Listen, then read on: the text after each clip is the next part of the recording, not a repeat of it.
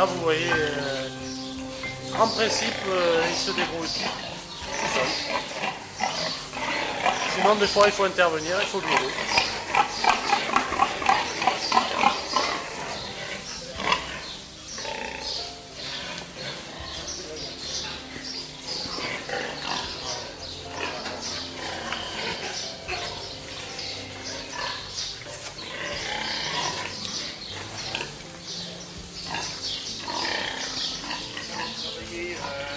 Les spermatozoïdes qui sont vivants et il y a une certaine préparation à faire.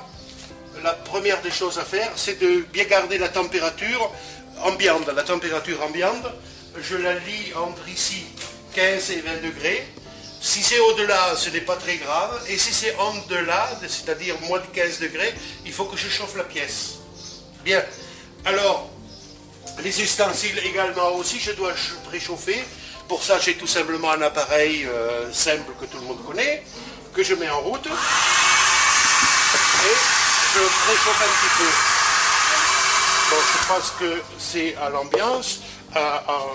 L'ambiance est bonne. Donc, nous allons maintenant ouvrir ma boîte de réserve. On va prendre une poudre qui s'appelle Biodil, qui est donc un milieu biologique de conservation pour les spermatozoïdes.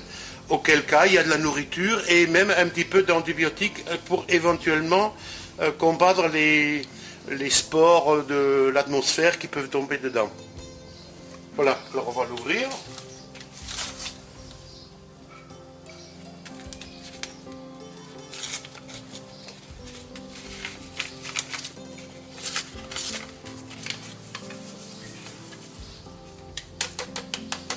Voilà. Alors, pour le mouiller, on a plusieurs solutions, de l'eau distillée, mais on m'a dit l'eau d'évian va très bien aussi. Donc l'eau d'évian, j'utilise depuis maintenant 20 ans ou 30 ans, je ne sais plus exactement. Et on va mettre ça, la quantité nécessaire pour 1 litre. Là, il n'y en a pas assez. On va ouvrir une autre bouteille.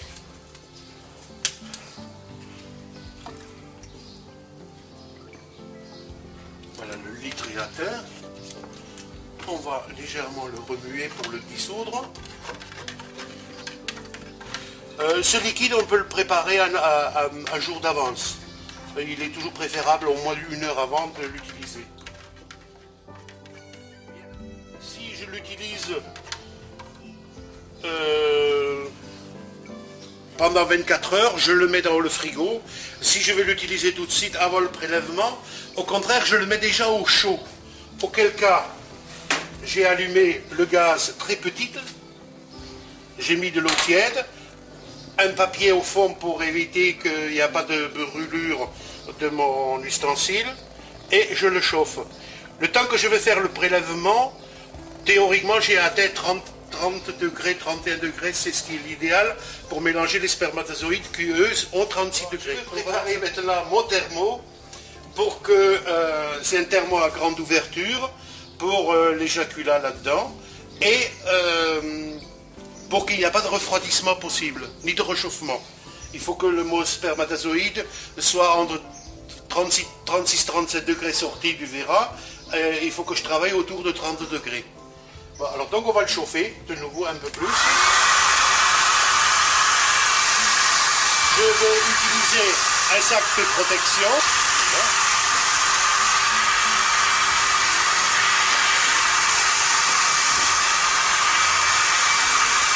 Comme il fait que 20 degrés, il faut qu'il fasse 30. Je vais le préchauffer également.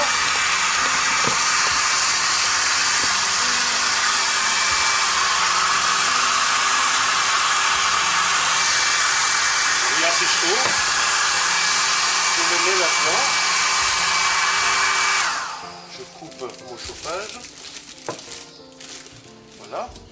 Donc les spermatozoïdes, il y a un produit qu'on appelle le tapioca qui va absolument filtrer.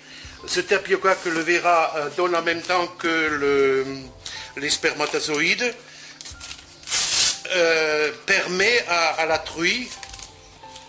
permet à la truie de ne pas évacuer le liquide et au contraire le stopper à l'intérieur du vagin.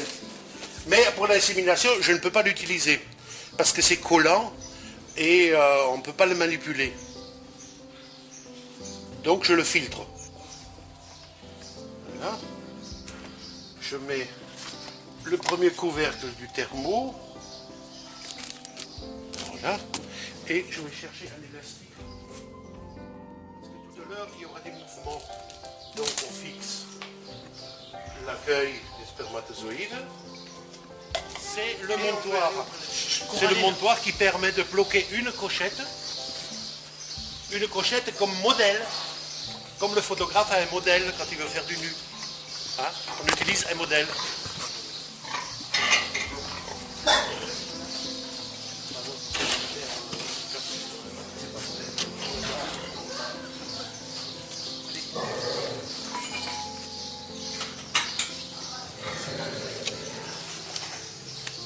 Allez.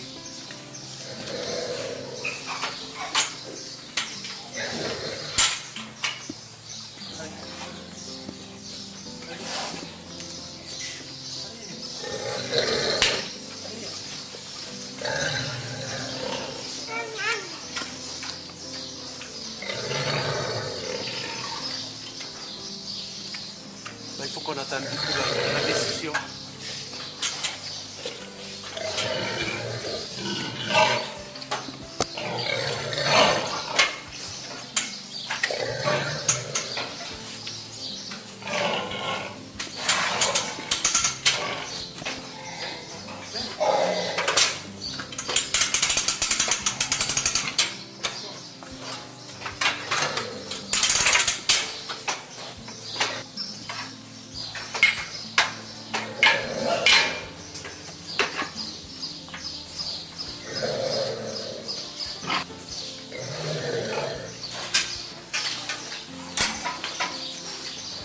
Alors là maintenant on cherche le verra,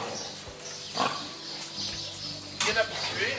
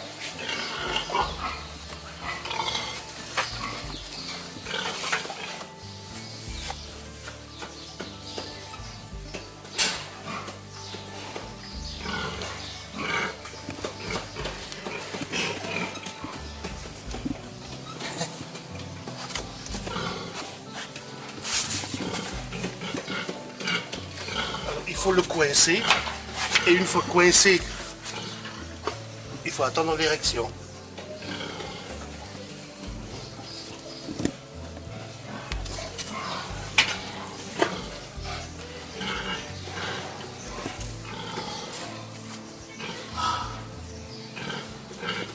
C'est bon. Alors là, on récupère l'onglet sperme. En même temps, on filtre aussi le paprika. J'ai parlé précédemment.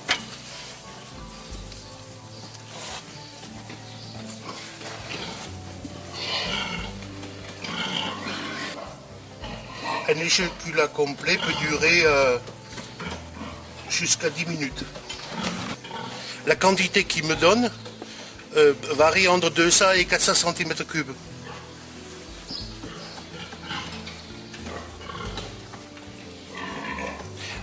Donc on voit bien écouler le spermatozoïde qui prend de la pression de temps en temps, qui est très laiteux au départ et moins laiteux à la fin. La concentration des spermatozoïdes est plus importante au début. Évidemment, tout bouge. Hein.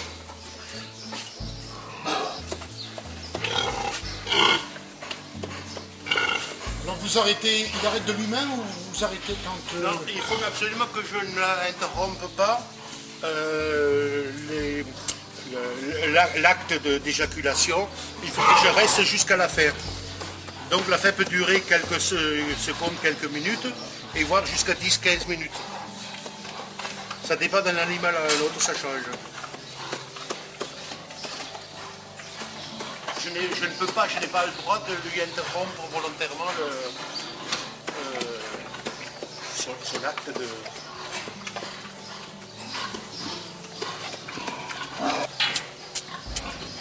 Il est certain que j'ai besoin d'une douche après. Hein. Ah oui, c'est beaucoup plus clair là, ce qui arrive maintenant. Oui, c'est plus clair. Moins Et alors ma main qui actuellement, qui normalement devait être protégée par un gant, mais je n'ai pas pu travailler avec. Et remplace actuellement le col de l'utérus qui lui coince la verge et le tortillon du bout de la verge. Hein. C'est impressionnant. Oui, oui, oui. Et du coup, il y a du tapioca qui colle. Et ce tapioca permet de boucher le vagin une fois que la semence est injectée. C'est un acte naturel. Hein. D'accord. Après combien on peut faire un prélèvement de semence? Tous les 5 jours. Tous les 5 jours. Oui. Il faut une maturité des spermatozoïdes de 5 jours qui sont dans une poche tout près des testicules. Et donc, normalement, il peut prélever cet après-midi ou ce soir, mais il n'y a pas une maturité au niveau des spermes. Mais lui serait parfaitement capable. Lui serait capable de refaire une saillie, oui. Voilà, donc alors, le nombre de spermatozoïdes qu'on doit trouver là, ça se chiffre dans les 60 ou 80 millions hein, de spermes, et il faut à peu près 5 à 6 milliards. 5 à 6 milliards de spermes qui sont là contenus, ce que vous voyez là. Et il faut pour inséminer une truie à une ambiance d'au moins de 5 à 6 milliards. Donc je dilue théoriquement par 10. Et donc là, vous avez prélevé ce que vous vouliez. Et là, vous lui faites finir son acte en fait. Voilà, pour ne pas lui interrompre. Pour ne pas lui interrompre, parce que ça lui ferait mal ou il y aurait un problème. Ça l'exciterait. Ah, d'accord. Avec un savon bactéricide, bien entendu. Oui, donc beaucoup d'hygiène. Ah oui, absolument. Très important. Hein, tout a été nettoyé auparavant et on va renettoyer après les actes. On va essayer d'analyser donc nos spermatozoïdes s'ils sont bons. Auquel cas, voilà, il y en a beaucoup. Je veux faire un prélèvement sur un verre. Il faut que je trouve la lamelle. Voilà. Alors le verre, je le préchauffe toujours pour l'amener à peu près à 30 degrés. 30 degrés, ça veut dire aussi c'est la chaleur morte. Il y a la chaleur positive, la chaleur négative, mais il y a la chaleur morte qui est généralement autour du corps, c'est-à-dire 30-35 degrés. D'accord.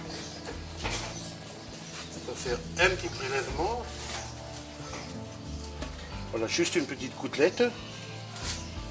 Avec Vous mettez entre deux plaquettes. la lamelle. Sous le microscope. Et on passe sur le microscope.